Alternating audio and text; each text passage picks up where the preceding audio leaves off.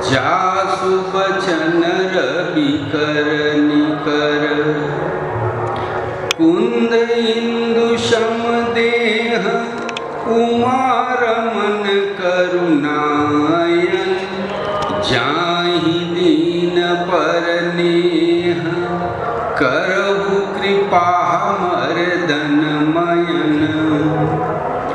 नील सरोरु श्याम तरुण अरुण बारिज नयन, करहु सुमम उरधाम सदा क्षीर सागर शयन।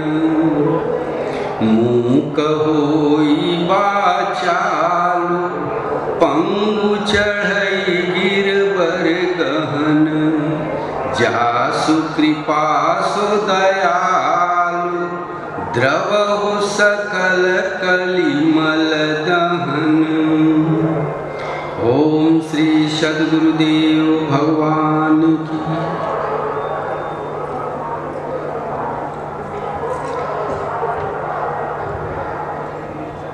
अनेक प्रकार के शास्त्र हैं। आप रामायण पढ़ो, भागवत पढ़ें अथवा महाभारत पढ़ें, इसमें इतना कहानी किस्से हैं। राधा का प्रसंग है तो कोई कहीं का प्रसंग है। रामायण में सीता, हनुमान, मेघनाथ, कुंभकर्ण। अब ये सब सुनने पढ़ने से मन में एक कल्पना बनता है कि कभी ऐसा हुआ होगा, लेकिन ये कोई इतिहास होगा। जहाँ हुआ हम वहाँ जाते हैं, उस स्थान को बड़ी श्रद्धा से प्रणाम करते हैं, लेकिन वास्तव में ये घटना कहाँ हुई इसका शोध नहीं कर पाते।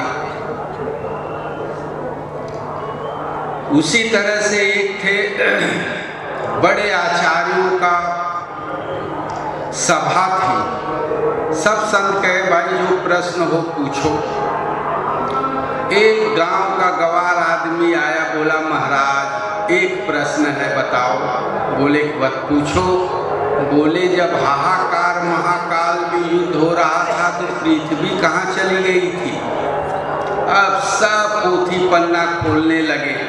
बोले पृथ्वी भगवान ब्रह्मा के कमंडल में थी। कोई कहा नहीं पृथ्वी जल में थी। वेदों से, उपनिषदों से और पुराणों से कई कथा लोग कहे, लेकिन वो बोला ना। तब एक बगल वाला था उसका मित्र था, उसने बताया महाराज आप लोग 2 दिन से प्रश्न हल कर रहे हो, आप कहो तो हम बता दें 2 मिनट में। बोले बता। बोले देखो जब हाहाकार महाकाल का युद्ध हुआ तो पृथ्वी पाही पे, पंपी सेट पे, पुआल में सोई थी। बोले यार ये कहाँ बात कर रहा है, कैसे सोई थी? पृथ्वी तो कभी पुआल में सोई हमें तो नहीं शास्त्र में दिखा। बोला आप समझ नहीं रहे हो, ये भक्त हैं, इनके पास एक कुतिया रही, उसका नाम पृथ्वी है। उसके 2 पिल्ले थे, एक का नाम हाहाकार, एक का नाम महाकाल है। एक खाली भौंकता है, हाहाकार करता है, और एक जिसको पकड़ता है मार डालता है, इसलिए उसका नाम महाकाल रखा गया है। रोटी के लिए दोनों झगड़ गए, खूने खून हो गए। उस वक्त वो कुतिया जिसका नाम पृथ्वी है पुआल में सो रही थी। यही ये पूछ रहा है। अब सब विद्वान सिर पे हाथ रख लिए, बोले भगवान भाई तू तो घर की बात कह रहा है, हम लोग शास्त्रों की बात कह रहे हैं। कहें सबको अपने अपने घर की ही तो चिंता है। तो संत महात्मा जो भी बताए सब अपने घर की, अपने हृदय में साधना जो किए, जो उनको दिखा वो बताए। अब ये चीज है बाहर घटित भी नहीं है, लेकिन दिखाई भी पड़ती है। जैसे आप सो जाते हो, स्वप्न देखते हो कि मैं पहाड़ पे चढ़ा हूँ, नदी में तैर रहा हूँ, एक मगर आया, उस मगर को हमने ऐसा कहा, वो मगर खाना चाहा, लेकिन बाद में वो मगर आदमी बन के हमें प्रणाम किया, चले गया। अब ये घटना बाहर तो घटी नहीं, आप स्वप्न में उसको प्रत्यक्ष देखे, आप देखे तो जरूर, लेकिन बता सकते हो कहाँ घटना घटी? स्वप्न आप कहाँ देखते हो? उसी तरह संत महात्मा जब ध्यान भजन करते हैं तो उनके भीतर जब करते करते मन जब सुप्त होता है तो भगवान एक दृश्य प्रदान करते हैं। तरह तरह के दृश्य आएंगे, जो नहीं देखा नहीं सुना, जो मनहु न समाए, ऐसे ऐसे दृश्य आएंगे। साधक तो देखता है, वो अपनी बात घर की कहता है, हृदय की कहता है, और लोग उसको बाहर ढूंढते हैं, तो कैसे मिले? कबीर ने जो देखा, एक अचंभा ऐसा देखा, बंदर दूहे गाय, दूध दही तो अपने खाए, घिया बनारस जाए। एक अचंभा ऐसा देखा, कुआं में लागी आग, पानी पानी सब जरगा, मछली खेले भाग। अब ये बाहर घटना होगी, पानी में आग लगे और मछली एकदम सुख से चैन से किलोले ले, पानी में आग लगते ही मछली मर के ऊपर आ जाएगी। तो कबीर ने देखा, उन्होंने व्यक्त किया। अब बड़े बड़े विद्वान दर्शन शास्त्र वाले उसमें शोध में लगे हैं, कुछ नहीं पाते। उसी तरह से भजन भक्ति का जितना स्वरूप हमारे शास्त्रों में है, हम सब अपनाते हैं लेकिन पाते कुछ नहीं। एक संत हुए जिसका नाम पतंजलि था, उन्होंने इस बखेड़े को बाहर रख दिया और जो शुद्ध हृदय की वस्तु थी उसको प्रकट किया। उसमें न आपको राम मिलेंगे, न कृष्ण, न ब्रह्मा, न विष्णु, न दुर्गा, न काली, न राधा, न सीता। शुद्ध साधना आपको मिलेगी। उनका एक सूत्र है, तप स्वाध्याय ईश्वर परिधानानि क्रिया योग। वह क्रिया जिसका नाम योग है, जिसको भक्ति कहते हैं। योग भक्ति दोनों एक ही चीज है। योग माने मिलना, वियोग माने अलग हो जाना, भक्ति माने जुड़ना, विभक्ति माने अलग होना।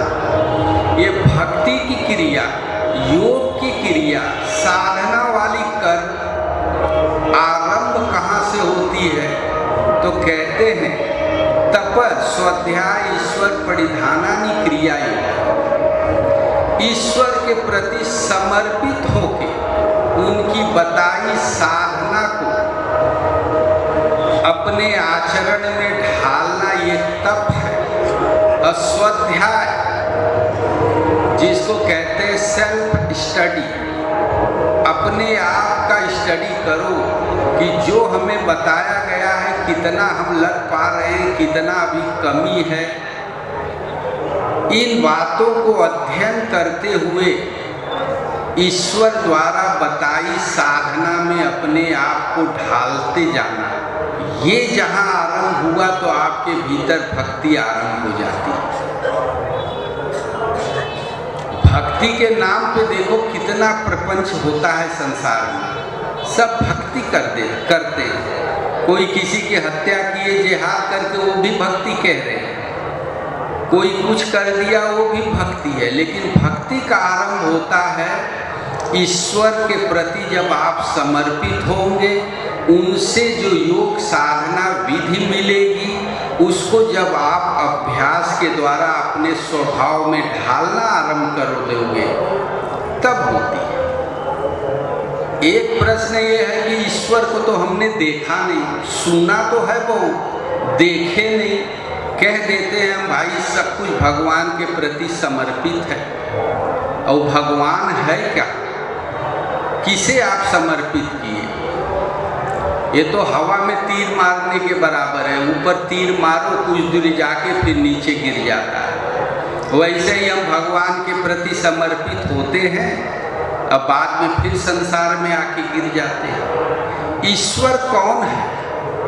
क्या ईश्वर कहीं अखंड ब्रह्मांड में बैठा कोई शक्तिशाली मनुष्य है, जैसा चित्रण आप शास्त्रों में सुनते आए हो? उनके नाक ऐसे, हाथ ऐसे, सांवला रूप, कमल के लाल कमल जैसे आँख।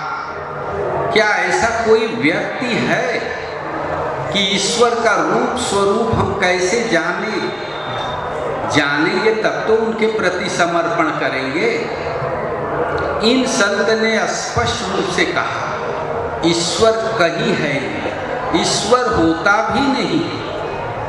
ईश्वर ऐसा है जैसे ये आकाश है, ये हमें आपको स्थान दिया है, इसमें हम जी रहे हैं, अंदर भी है, लेकिन न इसको पकड़ सकते हैं, न चख सकते हैं, न ये आपसे बोल सकता है। आग लग जाए, जल जाओ, उससे मतलब नहीं। वैसे ही ईश्वर है, लेकिन हमारे किसी उपयोग का नहीं। तो मूल रूप से ईश्वर का स्थूल स्वरूप क्या है? तो ये संत ने बताया। कहते हैं क्लेश कर्म विपाक आशय अपरामृष्ट पुरुष विशेष ईश्वर। वे संत जो विशेष रूप से भजन चिंतन करते करते क्लेश कर्म विपाक आशय ये 4 चीजों को पार कर जाते हैं, वे